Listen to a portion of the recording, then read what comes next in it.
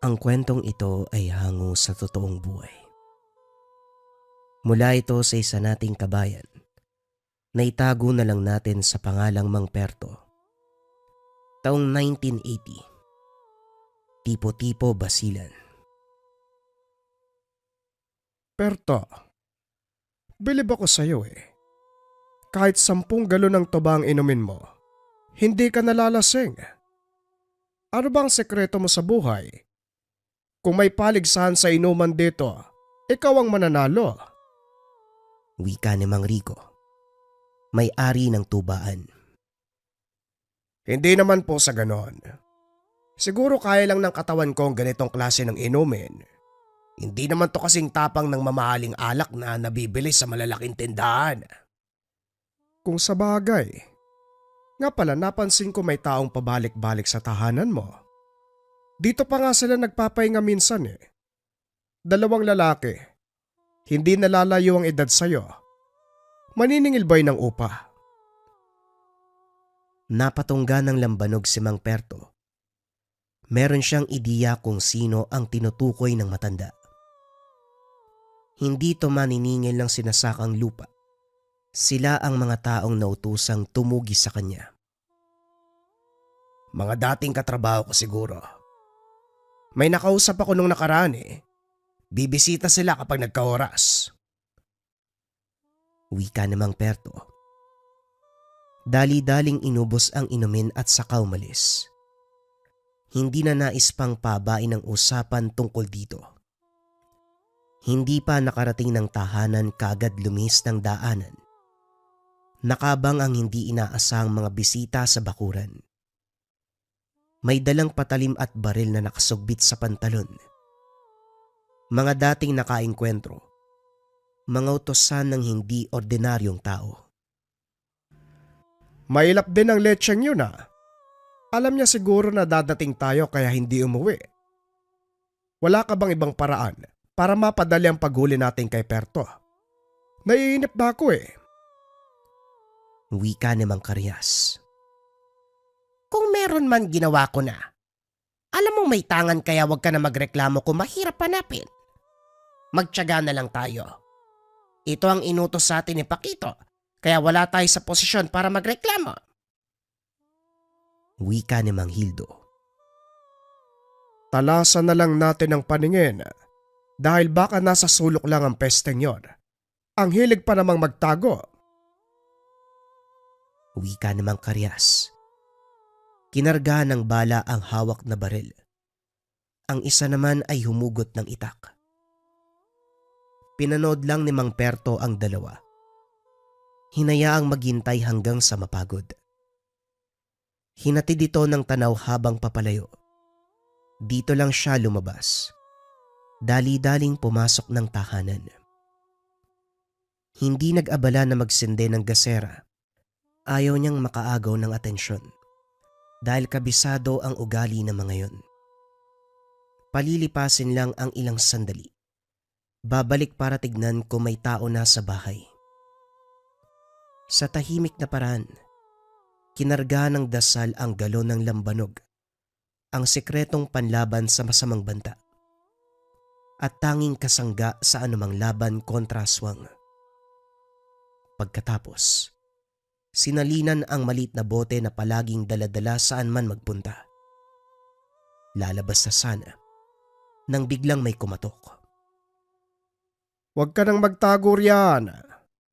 Perto, alam naming nandyan ka sa loob. Huwag na nating patagalin ang sitwasyon. Lumabas ka. Magharap tayong dalawa. Wika ni Mang Karyas. Sabay tutok ng baril sa pintuan. Alam ni Mang Perto ang galaw dahil napansin ang paglapat ng kung ano sa pinto. Kagad siyang tumabi bago pa man matamaan. Dali-daling sinindihan ng gasera. Binuksan ang bintana. Hinagis sa mga ito. Umalis na rin siya para sana tumakas. Kaso pagdating sa unahan, bumungad ang taong nasa likod ng pagtugi sa kanya. Tanda, mabuti naman at nagkita na tayo. Akala ko hindi na kita makakausap eh. Hindi ako makakuha ng impormasyon. Kumusta ka? Pumapayat ka na. Hindi mo ba inaalagaan ang sarili mo? Pwede ka naman magpampon sa akin eh. Magaling ako mag-alaga. Alam mo yan. Wika ni Paquito. Lalong nadagdagan ng galit ni Mang Perto nang makita ang ngiti nito.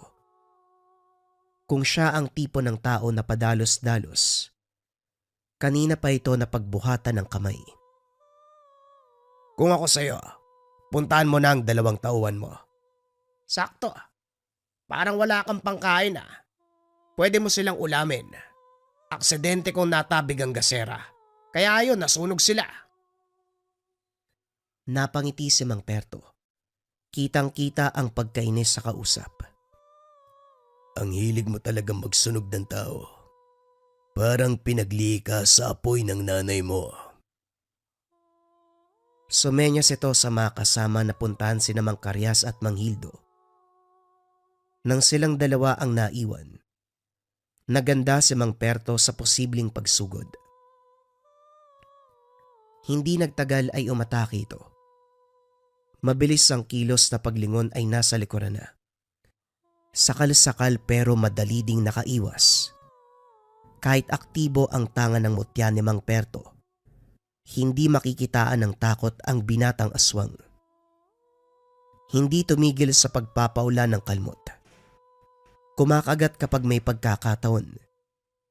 Nang tumagal, huminto rin pagkatapos mapagtantong walang tinamo ang antingero. Mahusay ka, tanda. Kahit may edad na malakas pa rin. Matalas ang paningin at pandama. Yan ba ang pinagkalob ng tangan mo? Meron ka palang ibubuga eh. O malakas ka lang umilag? Magmula noon hanggang ngayon, wala pa rin nagbabago sa'yo, Paquito. Nasaksihan ko na ang pagkabata mo. Puro ka pa rin kuda. Puro yabang. Kung nabubuhay lang ang tatay mo, malamang mas maamo ka pa sa tupa. Sa kanya ka lang naman tumitiklop, hindi ba? Sinabi ko sa'yo na ayokong maririnig ang matandang yun.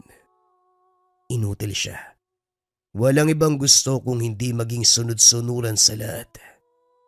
Mabuti nga patay na siya. Malaya na akong kumilos ngayon. Napabuntong hininga si Mang Perto. Bumigat ang damdamin sa inasal ng binata. Anak ito ng yumao. Bagaman may lahing aswang, matalik pa rin kaibigan dahil hindi ito kagaya ng iba na halang ang kaluluwa. Namuhay bilang tao at kailanman hindi tumikim ng dugo o laman ng kapwa.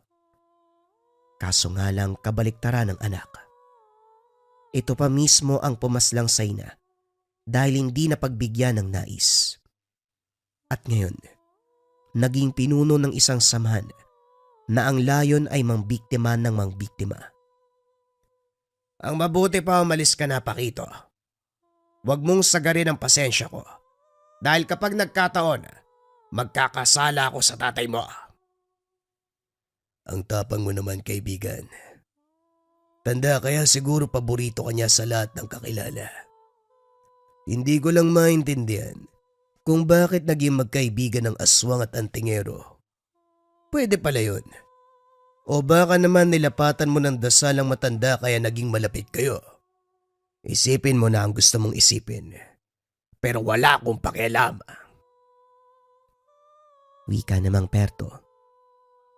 Tinalikuran ang binata at saka lumayo. Naging maingat para makontra kung sakaling may pag-atake mula dito.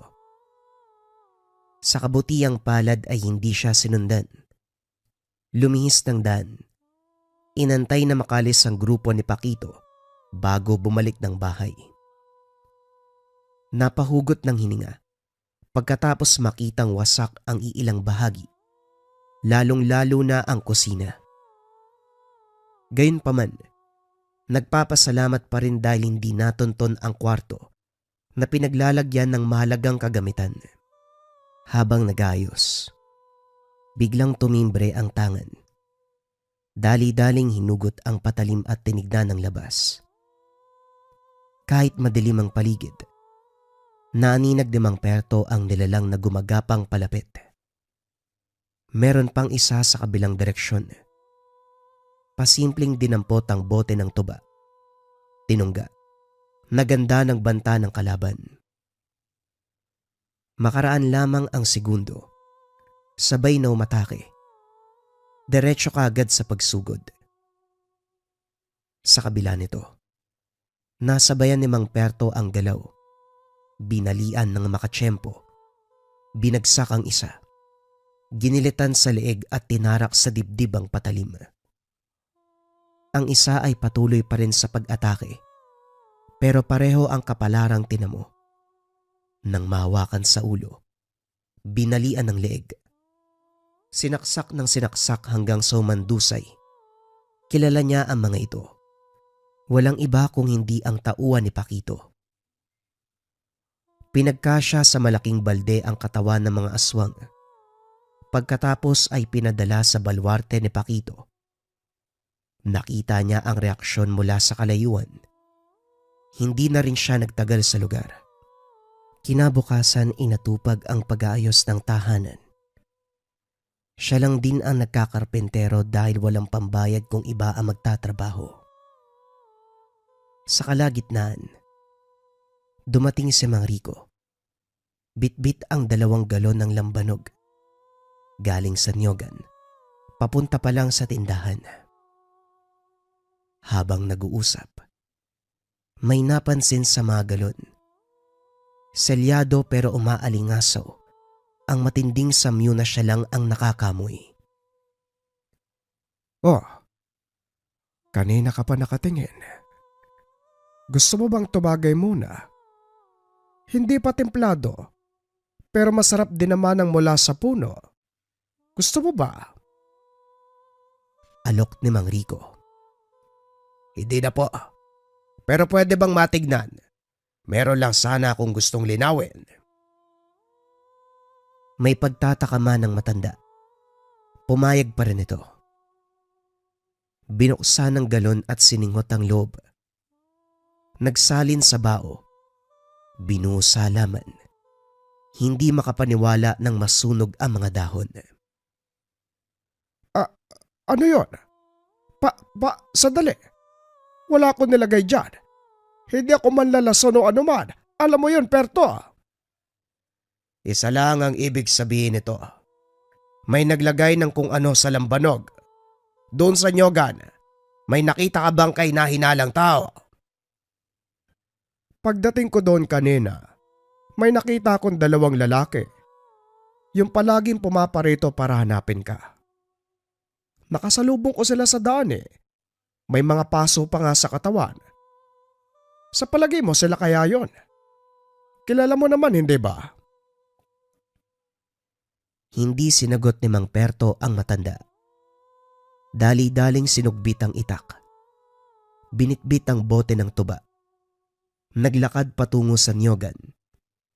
Hindi nagtagal na hanap din ang kinalalagyan ng mga ito. Nasa lilim ng puno sina Mang Karyas at Mang Hildo.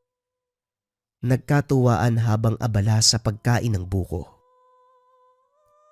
Tignan mo nga naman. Kulang pa lang 1 gasera para sunugin ang kaluluwa nyo. Kagabi lang yon. Pero nandito muli kayo. Masarap ba ang buko? Mabuti naman at nandito ka na in hotel. Dahil sa ginawa mo, kalahati ng mukha ko ang nasunog. Mabuti na lang epektibo ang binigay na gamot ni Pakito, kaya kahit papano nawala ang kirot. Wika ni Mang Karyas.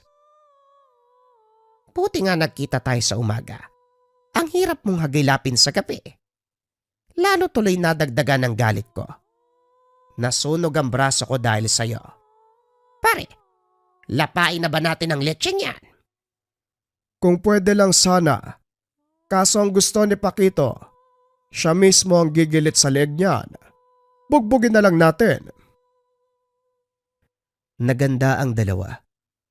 Naglabas ng kung anong mga gamit. Pasimpleng binuksan ni Mang Perto ang bote ng tuba at tumungga. Ibinuhos ang laman sa harapan nila. Nagtaka ang mga ito dahil kalmado lang siya.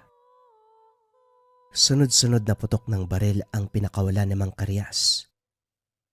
Tumama lahat sa katawan ni Mang Perto, pero wala ni isang tumalab sa balat. Nasundan ng tingin ng mga balang lumapat sa lupa. Si Mang Nildo ang sumunod. Humakbang at umatake gamit ang patalim. Tinamaan din si Mang Perto pero hindi nasugatan. Itinodo ang pagsugod, pero napayaw ng mabalian ang kamay.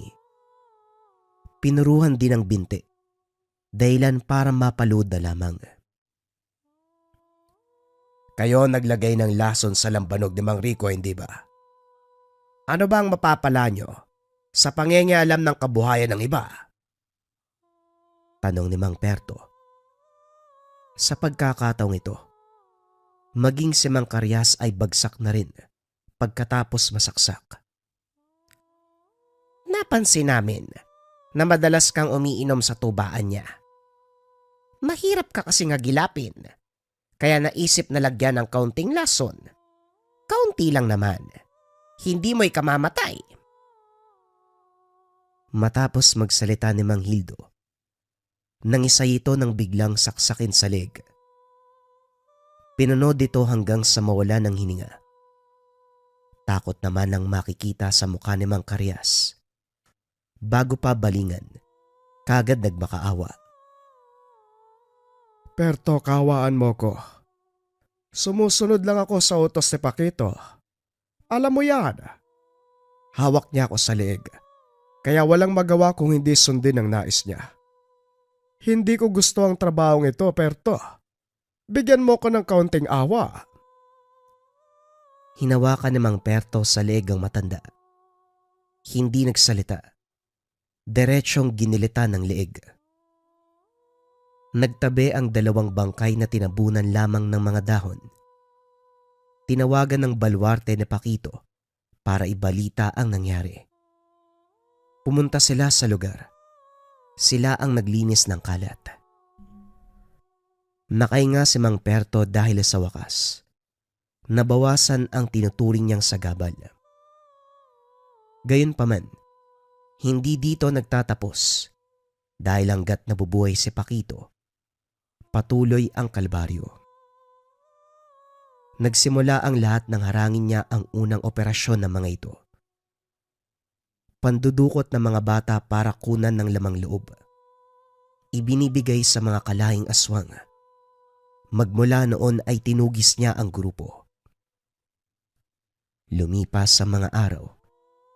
Nanibago si Mang Perto dahil walang gumugulo. Sinamantala ang pagkakataon. Nagpunta sa tubaan upang uminom. Sa puntong ito tahimik na tumutungga ng lambanog sa tabi. Mangilan-ngilan na lamang ang tao dahil disoras na rin. Nabaling ang pansin sa lalaking lumapit kay Mang Rico. Nag-uusap sila, pero mapapansin ang galaw ng bibig. Hindi inalis ang tingin. Tumayo ang antingero para pigilan ang balak. Inakbayan sa balikat. Hindi makakilos ang lalaki. Nararamdaman ni Mang Perto ang panlalamig nito. Ano man ang balak mo, huwag mo nang gawin. Kilala ko ang amoy mo. Tauhan ka ni Paquito, ano? Opo, pinag-utos niyang lasunin ka gamit tong langis. Wika na naggangalang gabo. Ang baso ng tuba na sana'y ibibigay sa kanya, ibinuhos sa tabi. Kahit ang bato ay unti-unting nadurog. Pakisabi sa kanya salamat na lang. Pero hindi niya ako madadaan sa ganitong paraan. Pagbibigyan kita, umalis ka na bago ko maisipang tapusin ka. Tumango ang binata. Nagmamadaling umalis. Sinundan niya ito na lamang nag-aantay sa kabilang kalsada si Paquito. Katulad ng nakasanayang lakad, maraming bantay, kaya hindi nag-abalang magpakita. Dismayado pagkatapos mabigo ang binatang inutusan. Sa galit ay walang pasabing kinagat sa leg. Sinipsip ang dugo. Hindi tinigilan hanggat humihinga pa. Hinatid na lamang ng tanaw ang lumalayong sasakyan ng mga ito. Napahugot ng hininga si Mang Perto. Nangihinayang sa magandang ugnayan ng kaibigan. Hindi rin masisi kung bakit ganto ang inastanang naiwang anak. Bali-balik ta rin man ng mundo. Lalabas at lalabas ang kasamaan ng aswang. Kinabukasan balik sa ordinaryong gawain si Mang Perto. Maagang nag-araro sa sakahan. Nagulat nang makita ang may-ari ng lupa. Sa pagkakatanda ay umalis ito ng bayan. Lalong nagtaka dahil balisa. Napapanguwi na para bang may iniinda. Perto, pasensya ka na. Pero kailangan kong bawiin ang lupa. Maayos kang magbayad pero basta babawiin ko na. Taliwas ang salita sa kilos. Ito ang isa pang napansin ni Mang Perto. Pasimpleng sinulyapan ng direksyon kung saan dumaan. Hindi man malinaw kung sino ang naroon. May kutob sa pakana ni Pakito. Huwag ka pong matakot, Manong. Akong bahala sa'yo. Dito ka lang. Lumihis ng daan si Mang Perto. Niligaw ang lalaking tumakot sa matanda. Tumungga ng lambanog. Habang papalapit sa kinakatayuan, umikot at kagad inambahan. Nagsalita ang lalaki. Sinabing inutusan lamang ni Pakito. Bilang tanda pinabaunan ng sugat. Binalikan si Mang Naro. Nagulat nang makita itong nakahandusay at nangingisay. Bumubula ang bibig. Lumipas ang ilang sandali tuluyang binawian ng buhay. Nakapa ang sugat sa tagiliran. Isa sa dahilan ng kamatayan. Dali-dali itong dinala sa tahanan upang maibalik sa pamilya. Sa kabutiang palad hindi napunta kay Mang Perto ang sisi. Sa sandaling hinarangan ang matanda ng tauhan ni Pakito. Swerteng may nakakita. At batay sa salaysay, may pinainom. Sinaksak sa tagiliran. Tulong-tulong ang kaanak sa paghahanap ng salarin. Samantala nagtungo sa tubaan ang antingero. Hindi mapakali sa kinalalagyan.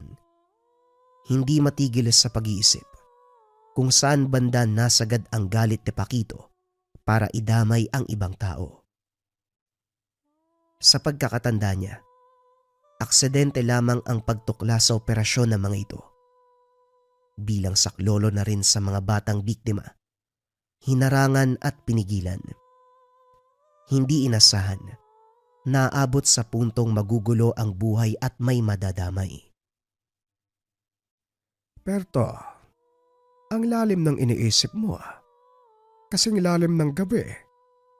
Hindi ka pa ba uuwi? Wika ni Mang Rico. Padagdag po ng 1 galon. Kung pwede dito muna ako. Isara niyo ang tindahan kung uuwi na kayo. Dito lang ako sa tabi. Wala namang problema. Pero baka awat muna sa pagtagay. Pang ilang galon mo na yan. Kahit sabihin pa natin na hindi kasing tapang ng alak sa merkadong iniinom mo, nakakasunog pa rin ang atay. Hindi ka malalasing kahit iligo pa, pero masisira ang lamang loob mo. Hayaan niyo na po ako. Kahit papaano ito lang ang nagpapakalma sa akin, lalo na kapag maraming iniisip. O siya, eto na ang 1 galon mo, mauna na ako. Marami pang lakad bukas. Mag-iingat ka, Perto. Hinatid ng tanaw ang matanda. Ibinaling na rin ang pansin sa inumin. Habang tumatagal umiinit ang tangan, dinukot ang telang pinagbalutan. Kumikinang, itinuro ang direksyon. Dali-daling pinuntahan. Huli na nang maabutang nakabulagta si Mang Rico. Maraming kalmot, maraming kagat. Pagtingin sa kabila, bumungad ang nakangising aswang. Kilala niya ang itsurang iyon. Walang iba kung hindi si Pakito. Hinabol. Dinala sa pinakamasukal na bahagi ng gubat.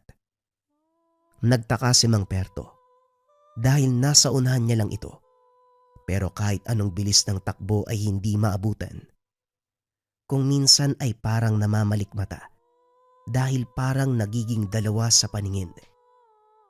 Naalarma nang maramdaman ang lalong pag-init ng tangan. Huli na nang makahinto. Napalusong sa ilog. Hindi napansin dahil sa mayayabong na talahib. Dito nawala ang nilalang. Hindi na makita kahit saan. Magmula ng gabing yun hindi matahimik si Mang Perto. Unti-unting pinapatay ang mga taong malapit sa kanya. Wala mang nakasaksi pero malinaw na gawa ni Pakito. Kaso nga lang nahirapan siyang makahanap ng tao dahil lumipat ng lugar. Walang nakakalam kung saan ang bagong tirahan. Kasabay nito ang pananahimik ng kampo.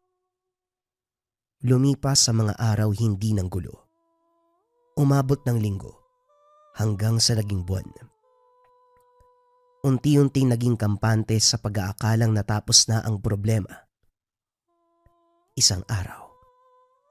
Subsub sa trabaho. Panahon ng tag-ani kaya nasa bukiran lamang si Mang Perto. Inasikaso ang pananim sa umaga. Nagpapahinga tumutungga ng lambanog sa hapon. Sa kubo sa dulo ng taniman na mamalagi para mabantayan. Habang nagduduyan sa lilim ng puno, napatingin sa direksyon na itinuro ng tangan. Walang katao-tao dahil kanina pa nag-uwian ang ibang magsasaka.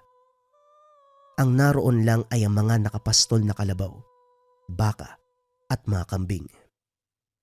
Tahimik na ngumunguya ng damo.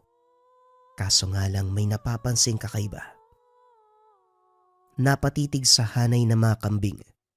Lahat ay kulay itim. Pinagmas ng maigi hanggang sa nahuli niya ang isa. Hindi ito hayop, kundi nagbabalat kayong aswang. Dali-daling nilagok ang laman ng bote. Pagkatapos ay binuga sa kambing. Kagad ng isay, walang nagawa ng magbalik sa anyong tao. Nakayuko, hindi makatingin kay Mang Perto. At sino ka naman? Sa tingin mo siguro, hindi kita mahuhuli. Bata, wag mo akong subukan. Hindi ako ang tipo na gustong maglaro. Matanda na ako, kaya hindi na usong biruan. Ako po si Gambo, yung binata sa tubaan. Yung binantaan niyo po na huwag gawin yung inutos si Pakito. Kunot noong inalala ni Mang Perto ang nakaraan. Hindi makapaniwala na buhay pa ito. Teka sandali, hindi ba patay ka na? Nakita ko kung paano kang kinagat ni Pakito. Sa lagay na yon, walang sino man na makakatagal. Tama ka po. Ituring niyo na lang na ikalawa kong buhay. Hindi ko talaga intensyon na galitin kayo eh. Wala po akong buwang nung mapadpad sa baluarte ni Pakito. Pero maniwala po kayo, hindi ko gusto ang pamamalakad niya. Sa pilitan na parang pagmamay-ari niya kami. Makakatulong po ko sa inyo. Hindi ako tumatanggap ng tulong, bata. Ang mabuti pa umalis ka na. Baka hindi kita matansya. Manong, naririnig kong usapan sa loob ng tahanan ni Pakito. Gusto ko mapatay dahil para sa kanya, magiging sagabal ka sa lahat ng operasyon. Nagawa mong harangin noon, magagawa mo ulit ng oras. Yun ang kinakatakot niya. Nagpapalakas siya ngayon sa mga aswang na may mataas sa katungkulan. Lahat ng balakid papatayin niya. Eh ano naman? Kaya ko naman silang patayin ah. Umalis ka na. Kung ganun, bakit hindi mo ginagawa? Oo, may lahi ako. Matagal ko nang hiling na may kukontra sa demonyong yun eh. At para alam mo Manong, hindi lang tawang biktima ni Pakito. Kami rin yung mga kapwang aswang. Kung inakala mong inosenteng bata lang ang kinakain niya, hindi ho. Maraming sanggol na aswang ang nilulunok niya ng buhay. Napabuntong hininga si Mang Perto. Baka sa emosyon at boses ng binata ang galit. Malinaw sa kanya ang hinaing nito. Pero may parte sa pagkatao na pumipigil. Kahit matagal nang namayapa si Mang Gardo, ama ni Paquito, ginagalang pa rin ang pagkakaibigan. May lahi ang yumao, pero kailanman ay hindi tinalikuran ang pagiging tao. Makakauwi ka na. Huwag ka na magpapakita sa akin. Duwag ka pala eh. Alam ko ang tungkol sa inyo ng ama ni Paquito. Magkaibigan kayo. Matalik na magkaibigan. Ito ba ang pumipigil sa inyo para puksain ang anak niyang demonyo? Kung inakala niyong paggalang sa yumaong hindi paglaban, nagkakamali po kayo. Isa yung karawagan. Isa kang duwag. Ang tingerong hindi kumikilala sa tungkulin. May tangan ka nga, pero hindi magagamit sa mga bagay na dapat. Wala sa sariling sinakal ni Mang Perto ang binata. Huwag mo akong utusan, Ulupong. Hindi mo alam ang mga sinasabi mo. Binitawan niya sabay talikod. Nagpipigil na mapatay ang aswang na ang tanging inasam makakuha ng hustisya sa pagmamalupit ni Paquito. Magdamag na gising, napapaisip sa sinabi ni Gabo. Paunti-unti ay nauunawaan ang punto. Malalim na hininga ang nahugot. Pagkatapos ay sinalina ng tuba ang bakanting bote. Kinargahan ng dasal. Inihanda para sa pagsugod. Pagkatapos ng mga gawaing bahay, inihanda ni Mang Perto ang mga gamit. Isinukpit sa tagiliran ang itak. Sa kabila naman ang bote ng tuba at ang tangan na isinabit sa leg. Papunta siya ngayon sa balwarte ni Paquito. Sa bakuran palang nangangamoy na. Panay ang pagdura dahil sa nakakadiring samyo ng mga aswang sa loob. Walang bantay sa daanan, kaya dire-diretso ang pasok sa bakod. Natigilan paglapit sa pintuan. Humarang ang mga tauhan. Perto, walang sinabi si Paquito sa amin na bibisita ka. Wala ring okasyon, kaya pwede ka nang umalis. Hanggang ngayon pala kumakapit ka pa rin sa patalim. Matanda ka na, pero hindi matukoy kung ano ang tama o mali. Sumasamba at naninilbihan ka sa isang demonyo. Magdahan-dahan ka sa pananalita mo. Baka marinig ni Paquito at mautusan pa akong kumatay ng antingero. Sige na, makakalis ka na. Masyadong mahal ang oras namin para makipag-usap sa kagaya mong… Hindi nagaksaya ng pagkakataon. Tumungga ng lambanog, sabay buga sa mukha ni Mang Pilo. Ang kargang dasal ang unti-unting lumusaw sa balat nito. Gayon din ang ginawa sa iba pang humarang, mga aswang na nagbabalat kayong tao. Sinabayan din ang pagtaga at pagsaksak para makasigurado. Pagkatapos lumingon nang marinig ang boses ng binata. Lumipat na nga ako. Pero natuntun mo pa rin, tanda. Nakakainis. Dati operasyon ko lang ang hinaharang mo. Ngayon mga tauhan ko na ang tinutumba. Tapos ka na ba? Pwede bang umalis ka na? Ayokong maramihan ng antingero ang balwarte ko. O baka naman natatakot ka na baliin kong sinumpang pangako sa tatay mo. Napalunok si Paquito. Alam nito ang tinutukoy ni Mang Perto. Gayunpaman ay umasta na parang walang alam. Ano man ang napagkasunduan nyo na matandang yun, wala akong pakialam. Baliin mo kung gusto mo. Ganun ba? Sige. Ikaw na mismo nagbigay ng abiso. Kaya tototohanin ko na. Nanlaki ang mga mata ni Paquito matapos sabuyan ng tuba. Napatitig na lamang sa sarili na dahan-dahang nilulusaw ng kargang dasal ng inumin. Binilisan ng antingero ang kilos. Itinumba ang binata. Idiniin ng talim ng itak sa leeg. Taos puso ko nangako sa tatay mo na hindi ko papakialaman ng anumang gawain mo sa buhay.